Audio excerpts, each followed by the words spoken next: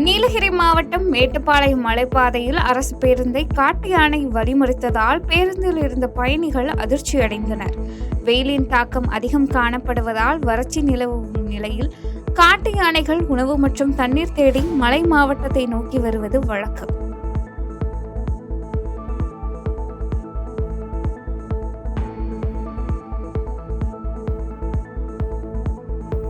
நீலகிரி மாவட்டம் குன்னூர் அருகே உபதலை கிராமத்தில் கடையை உடைக்க முயற்சித்த கரடி தெருநாய்கள் குறைத்ததால் ஏமாற்றத்துடன் சென்ற சம்பவம் அப்பகுதியில் பரபரப்பை ஏற்படுத்தியது. இதனைத் தொடர்ந்து வனத்துறை இதற்கு உரிய நடவடிக்கை எடுக்க வேண்டும் என அப்பகுதி மக்கள் கோரிக்கை விடுத்துள்ளனர்.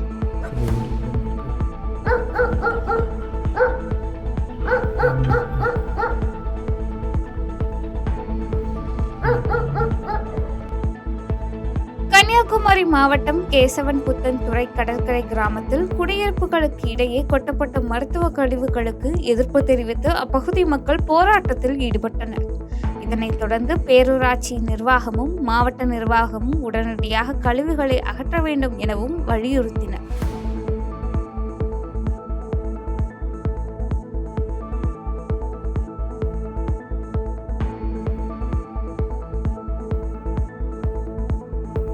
மதுரை மாவட்டம் உசிலம்பட்டியில் பாரத பிரதமர் மோடியின் 75வது பிறந்த நாளை முன்னிட்டு பாஜக நிர்வாகிகள் சார்பில் திருமுருகன் கோயிலில் சாமி தரிசனம் செய்தனர்.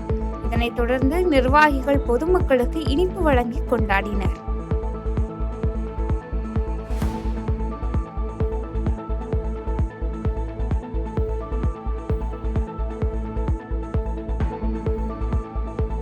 வேலூரில் இடஒதுக்கீடு போராட்டத்தில் உயிர் நீத்த தியாகிகளுக்கு பாமக சார்பில் அஞ்சலி செலுத்தப்பட்டது.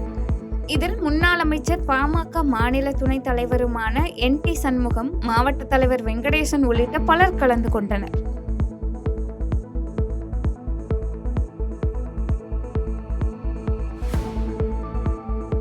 தென்காசியில் கொலை வழக்கு குற்றவாளிக்கு தென்காசி நீதிமன்றம் ஆயுள் தண்டனை விதித்து தீர்ப்பளித்துள்ளது. ஆழ்வார்குறிச்சி அருகே கருத்தப்பிள்ளை ஊரில் கடந்த 2021ஆம் ஆண்டு தந்தையை கொலை செய்த வழக்கில் பிரசயன் என்பவரை காவல்துறையினர் கைது செய்து சிறையில் அடைத்த நிலையில் பிரசயனுக்கு ஆயுள் தண்டனை மற்றும் 1000 ரூபாய் அபராதம் விதித்து தென்காசி மாவட்ட முதன்மை அமர்வு நீதிமன்ற நீதிபதி ராஜவேல் தீர்ப்பளித்துள்ளார்.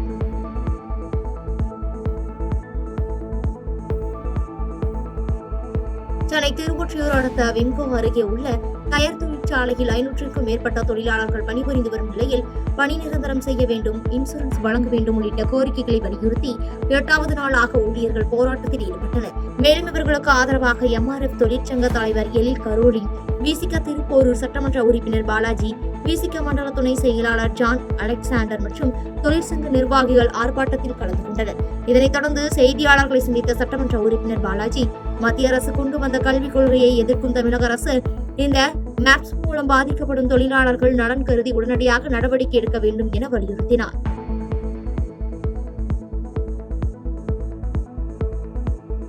தேனி மாவட்டம் கம்பம் அருகே விவசாய நிலங்களில் கொட்டப்பட்டு கிடந்த கேரள மாநில குப்பைகளை சுற்றுச்சூழல் அதிகாரிகள் ஆய்வு செய்தனர். கம்பம் அருகே சக்திவேல் என்பவருக்கு சொந்தமான மானவாரி நிலத்தில் கடந்த 3 நாட்களுக்கு முன்பு டன் கணக்கில் மூட்டை மூட்டையாக கேரள மாநில குப்பைகளை வாகனங்களில் கொண்டு வந்து கொட்டிவிட்டு சென்ற நிலையில் கம்பம் வடக்கு காவல் நிலையத்தில் இதுகுறித்து சக்திவேல் அளித்த புகாரின் அடிப்படையில் துறை மாசு கட்டுப்பாட்டு வாரியம் சுற்றுச்சூழல் பறக்கும் படை பொறியாளர் பத்மஸ்ரீ தலைமையில் அதிகாரிகள் சம்பவ இடத்தில் ஆய்வு மேற்கொண்டனர்.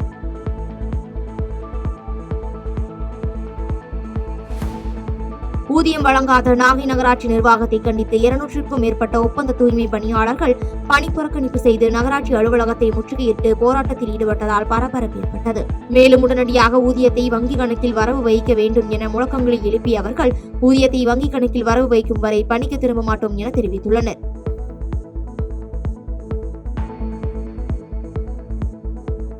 மதுரை விமான நிலையத்தில் விமான பயணிகள் சேவை தினம் கொண்டாட்டம் சிறப்பாக நடைபெற்றது. டெல்லியில் இருந்து மதுரை விமான நிலையம் வந்த இண்டிகோ விமான பயணிகளை வரவேற்கும் விதமாக மதுரை விமான நிலையத்தில் வருகை தந்த பயணிகளுக்கு திலகமிட்டு வரவேற்று பாரம்பரிய கலாச்சார பரதநாட்டிய நிகழ்ச்சியுடன் பயணிகளை வரவேற்ற நிலையில் இதில் மதுரை விமான நிலைய இயக்குநர் முத்துக்குமார், மத்திய தொழில் பாதுகாப்பு படை உதவி கமாண்டர் கமல் சிங், விமான நிலைய பயண முனைய மேலாளர் உள்ளிட்டோர் பங்கேற்று பயணிகளை சிறப்பாக வரவேற்றனர்.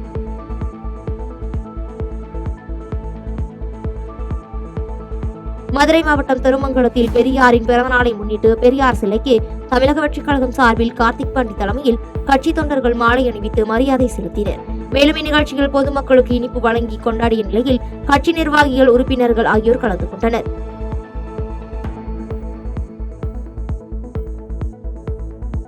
சேலம் மேற்கு மாவட்ட பாஜக நிர்வாகிகள் ஆலோசனை கூட்டம் நடைபெற்றது. மாவட்ட தலைவர் ஹரிராமன் தலைமையில் நடைபெற்ற இக்கூட்டத்தில் மேற்கு மாவட்டத்தில் பிரதமர் பிறந்தநாள் விழா 1 மாதம் கொண்டாடப்படும் என்றும் இதில் மக்களுக்கு பயன்படும் வகையில் ரத்த தானம் செய்தல், மரக்கன்றுகள் நடுதல், கிராம மக்களுக்கு நலத்திட்ட உதவிகள் வழங்குதல், நீர்நிலைகளை பாதுகாத்தல், பள்ளி குழந்தைகளுக்கு நூல்கள் வழங்குதல் உள்ளிட்ட பல்வேறு பணிகளை 1 மாதம் வரை செய்ய வேண்டும் உள்ளிட்ட தீர்மானங்கள் நிறைவேற்றப்பட்டது.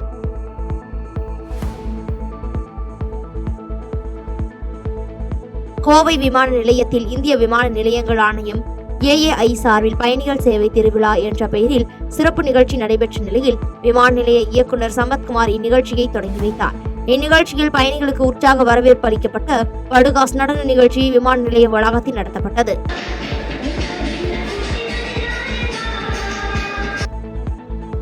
தேனி பழைய பேருந்து நிலையம் நேரு சிலை அருகே மும்முனை சந்திப்பில் மாவட்ட தலைவர் ராஜபாண்டி தலைமையில் பிரதமர் மோடியின் பிறந்த நாளை முன்னிட்டு நடைபெற்ற நிகழ்ச்சியில் திரளான பாஜகவினர் பங்கேற்றனர். மேலும் வாகன ஓட்டிகளுக்கும் பொதுமக்களுக்கும் இனிப்புகள் வழங்கி கொண்டாடினர்.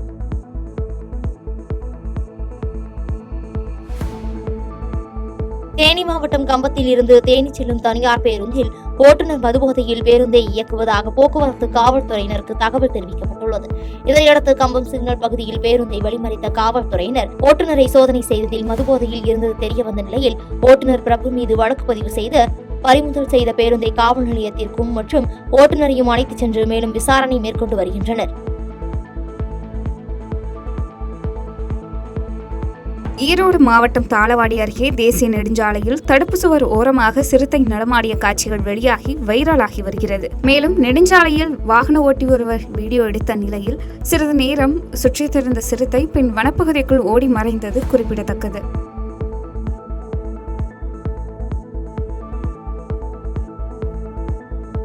சென்னை தண்டையார்பேட்டையில் மாமன்ற உறுப்பினர்களுக்கான மாதாந்திர மண்டல கூட்டம் மண்டல குழு தலைவர் நேதாஜி கணேசன் தலைமையில் நடைபெற்றது. இந்த கூட்டத்தில் பகுதி பொறியாளர்கள் ஹரிநாத், குமாரசாமி, குடிநீர் வாரிய பகுதி பொறியாளர் நமச்சிவாயம், சுகாதார அதிகாரிகள், மின்வாரிய அதிகாரிகள், வருவாய்த்துறை உள்ளிட்டோர் கலந்து கொண்டனர்.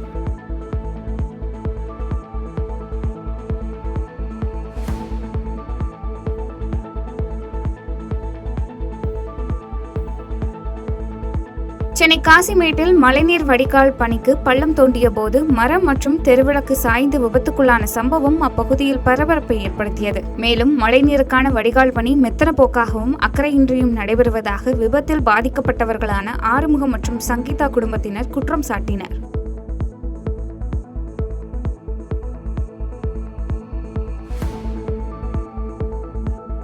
புதுக்கோட்டையில் மாமன்னர் கல்லூரியின் சார்பில் NCC பயிற்சி மையத்தில் நடைபெற்ற தேசிய அளவிலான தடைகளை தாண்டும் போட்டியில் 2ஆம் இடம் பிடித்த ஹரிஹரன் என்ற மாணவனுக்கு உற்சாக வரவேற்பு அளிக்கப்பட்டது. வெற்றி பெற்று கல்லூரிக்கு பெருமை சேர்த்த மாணவனை கல்லூரி முதல்வர் முனைவர் புவனேஸ்வரி உள்ளிட்டோர் மாலை அணிவித்து பாராட்டுக்களை தெரிவித்தனர்.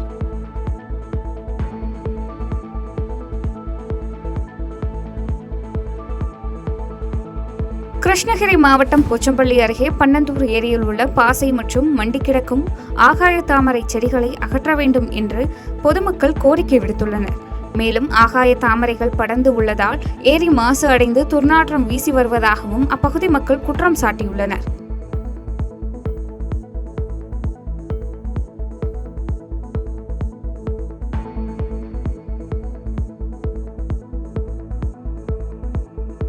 கிருஷ்ணகிரி மாவட்டம் ஊத்தங்கரை அருகே கொண்டம்பட்டி கிராமத்தில் குடிநீர் பற்றாக்குறை காரணமாக அவதியடைந்து வருவதாக அப்பகுதி மக்கள் குற்றம் சாட்டினர். எனவே மாவட்ட நிர்வாகம் உடனடியாக தலையிட்டு கொண்டம்பட்டி கிராம மக்களுக்கு முறையான குடிநீர் விநியோகத்தை உறுதி செய்ய வேண்டும் என பொதுமக்கள் கோரிக்கை விடுத்துள்ளனர்.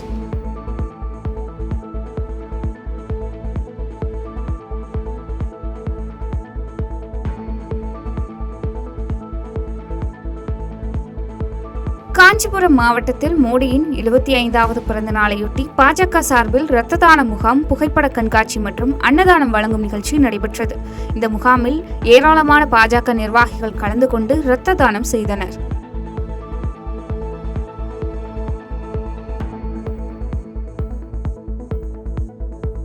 விருதுநகர் மாவட்டம் அருப்புக்கோட்டை அருகே வார்டு எண் 28 மற்றும் 32 வார்டுகளுக்கான உங்களுடன் ஸ்டாலின் திட்ட முகாம் நடைபெற்றது. மேலும் இந்த முகாமில் பதிவு செய்த பொதுமக்களுக்கு மின்வாரிய பெயர் மாற்றம் போன்ற நலத்திட்ட உதவிகளை நகராட்சி ஆணையாளர் ராஜமாணிக்கம், நகராட்சி சுகாதாரத்துறை அதிகாரிகள், வருவாய்த்துறை அதிகாரிகள், மின்வாரிய அதிகாரிகள் இணைந்து வழங்கினர்.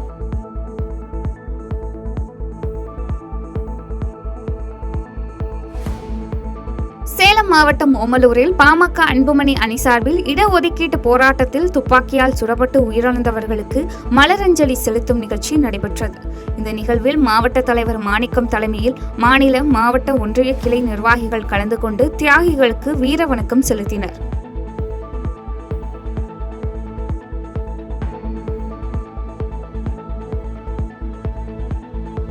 சேலம் ஓமலூரில் ஈரோடு ஜோக்பானி வாராந்திர ரயில் சேவை வரும் 25ஆம் தேதி முதல் தொடங்குவதாக ரயில்வே நிர்வாகம் அறிவித்துள்ளது. மேலும் இந்த ரயிலுக்கான முன்பதிவு நாளை காலை 8 மணி முதல் தொடங்கும் நிலையில் இதனை பயணிகள் பயன்படுத்திக் கொள்ள வேண்டும் என சேலம் ரயில்வே கோட்ட நிர்வாகம் தெரிவித்துள்ளது.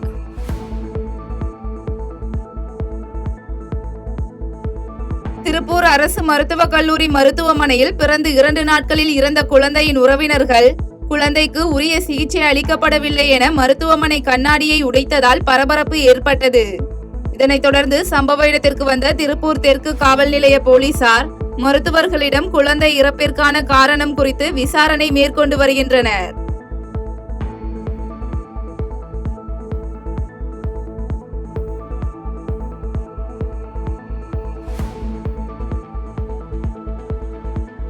திருவள்ளூர் மாவட்டம் போலிவாக்கம் கிராமத்தில் நடைபெற்ற உங்களுடன் ஸ்டாலின் திட்ட முகாமை சட்டமன்ற உறுப்பினர் விஜி ராஜேந்திரன் துவக்கி வைத்தார். மேலும் அவைத் தலைவர் திராவிட பக்தன், ஒன்றிய செயலாளர் ஹரிகிருஷ்ணன் மற்றும் முன்னாள் ஊராட்சி மன்ற தலைவர் செல்வராணி சதீஷ்குமார் ஆகியோர் பங்கேற்ற இந்த முகாமில் 2000க்கும் மேற்பட்ட மக்கள் கலந்து கொண்டு பயனடைந்தனர்.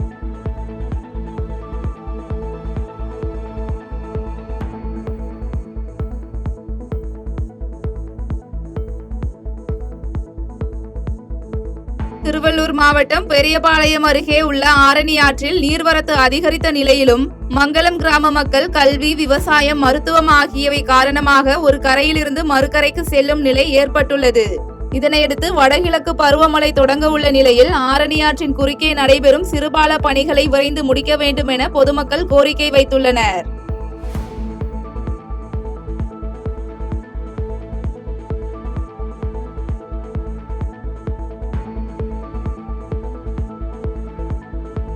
திருவள்ளூர் மாவட்டத்தில் 27ஆம் தேதி நடைபெற உள்ள தமிழக வெற்றிக் கழக தலைவர் விஜயின் பிரச்சார பயணத்திற்கு அனுமதி வழங்க கோரி தெற்கு மாவட்ட செயலாளர் பிரகாசம், திருத்தணி மேற்கு மாவட்ட செயலாளர் டெல்லி மற்றும் வடக்கு மாவட்ட செயலாளர் விஜயகுமார் ஆகியோர் காவல் கண்காணிப்பாளர் அலுவலகத்தில் மனு அளித்தனர். இதனையடுத்து காவல்துறை உடனான ஆலோசனைக்கு பிறகு கட்டுப்பாடுகள் குறித்து தெரிவிக்கப்படும் என கூறப்பட்டுள்ளது.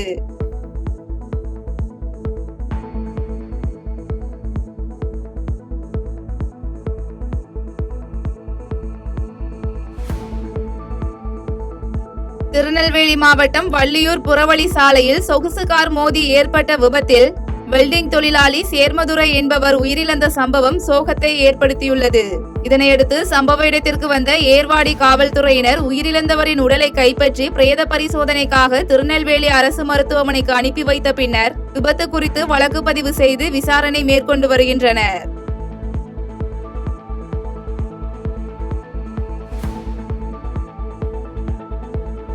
கன்னியாகுமரி மாவட்டம் இரணியல் பேரூராட்சி செயல் அலுவலர் தூய்மை பணியாளர்களை திட்டுவது போன்ற வீடியோவை நீக்க கோரி மாவட்ட காவல் கண்காணிப்பாளரிடம் பேரூராட்சி தூய்மை பணியாளர்கள் கோரிக்கை மனு அளித்தனர். மேலும் செயல் அலுவலர் தங்களை உணவு உண்ணாமல் பணியில் ஈடுபடக்கூடாது என வலியுறுத்திய காட்சியை இவ்வாறு திரித்து அவருக்கு எதிராக பரப்பப்பட்டுள்ளதாக தூய்மை பணியாளர்கள் தெரிவித்துள்ளனர்.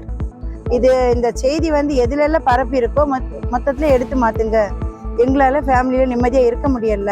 இந்த பிரச்சனைனால நாங்க நிம்மதியா வேலை பார்க்க முடியல, எங்களுக்கு வாழவும் முடியல. அதனால தயவு செஞ்சு இந்த செய்தி எங்கெல்லாம் பரப்பி இருக்கோ அதை உடனடியா எடுத்து தூக்கி மாத்திட்டு எங்களை நிம்மதியா வாழ விடுங்கன்னு சொல்லி எஸ்பியிடம் மனு கொடுத்தோம். செய்திகளை உடனுக்குடன் தெரிந்து கொள்ள கீழ்கண்ட கேபிள் மற்றும் டிடிஹெச் நெட்வொர்க்குகளில் எம்நாடு செய்தி தொலைக்காட்சியை காணுங்கள்.